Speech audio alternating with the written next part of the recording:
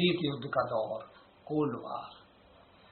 Cold war कहते किसे हैं? कोल्ड वार से तात्पर्य अर्थात वह युद्ध जो आमने सामने ना होकर, अर्थात एक देश दूसरे देश पर वार करता है।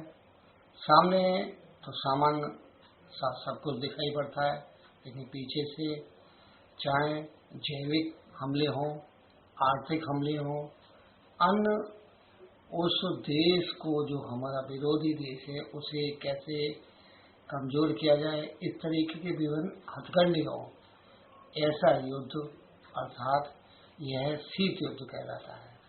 शीत युद्ध का इतिहास की जब हम चर्चा करते हैं, विश्व युद्ध 1939 से 45 तक जो द्वितीय विश्व युद्ध हुआ, उसके बाद ही एक तरीके से शीत युद्ध दुनिया की दो महाशक्तियों में शीत युद्ध प्रारंभ हो गया। द्वितीय विश्व युद्ध हम सबको मालूम है, एक तरफ मित्र राष्ट्र थे, अर्थात मित्र राष्ट्र के रूप में जर्मनी उसका विरोधी था। जर्मनी, इटली, जापान ये धुरी शक्तियां थीं। दूसरी तरफ इंग्लैंड, फ्रांस, अमेरिका और रूस ये मित्र राष्ट्रों के रूप में थे। हम सबको उसका द्वितीय विश्व युद्ध का परिणाम मालूम ही है। 1945 में द्वितीय विश्व युद्ध में मित्र राष्ट्र की विजयश्री होती है, धुरी शक्तियां पराजित होती हैं। लेकिन द्वितीय विश्व युद्ध समाप्ति के बाद दो देश उभर कर सामने आते हैं। एक संयुक्त राज्य अमेरिका, अर्थात पूंजीवादी देशों का अग्रज नेता अमेरिका कहलाता है। वह अपनी शक्ति बनाने की, शक्ति बढ़ाने की, शक्ति स्थापित करने के लिए वोट करता है। दूसरी तरफ साम्यवादी गुट का नेता सोवियत संघ।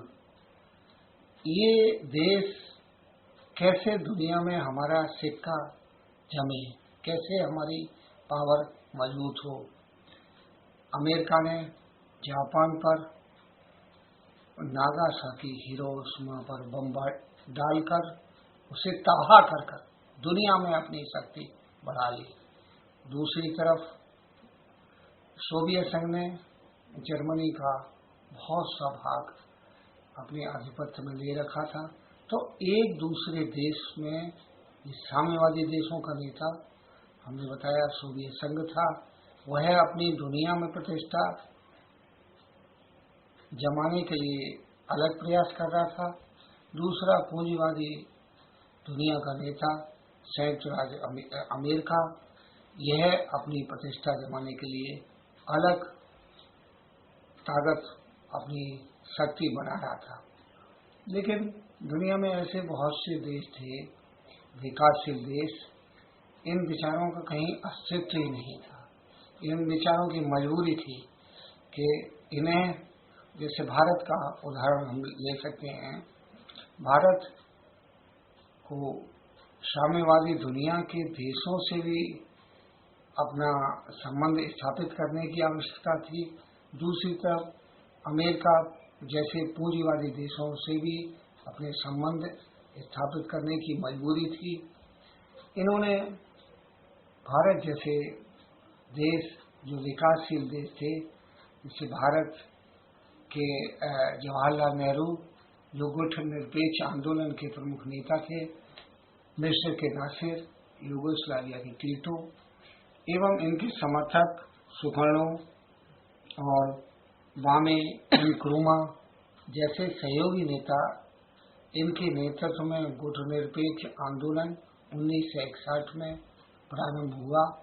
नॉन अलायंस मूवमेंट के नाम से जाना गया। यह इन देशों के सामने समस्या थी। इन्हें साम्राज्यवादी देश, साम्यवादी देश और इनसे भी तालमेल, इनसे भी संबंध स्थापित करने थे, लेकिन अपना भी अस्तित्व बनाया था। आर्थिक अनेक इनके सामने चुनौतियां थी, अपने देश की डेवलपमेंट भी इन्हें करना था।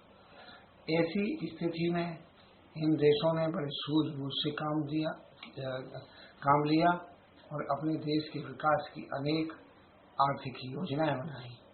अपने पैरों पर खड़े होने के लिए इनका एक स्पेशल प्लान था, एक मोटो था, एक सिद्धांत था। कैसे हमें आत्मनिर्भर होना है, अपने खाद्यान्न की समस्या इन देशों में थी, उसे पूर्ति करना है, अपने देश का कैसे विकास हो, विकासशील अवस्था में ये देश थे, कैसे विकसित अवस्था में पहुंचे। ये देश ऐसे विकासशील देशों का नेतृत्व कर रहे थे। तो हमने आपको शीत युद्ध के दौर के बारे में वर्णन किया, उसके बारे में आज बताया। इसके बारे में कुछ बातें आज बताने का प्रयास किया। शेष अगले सप्ताह इसके बारे में चर्चा करेंगे। धन्यवाद।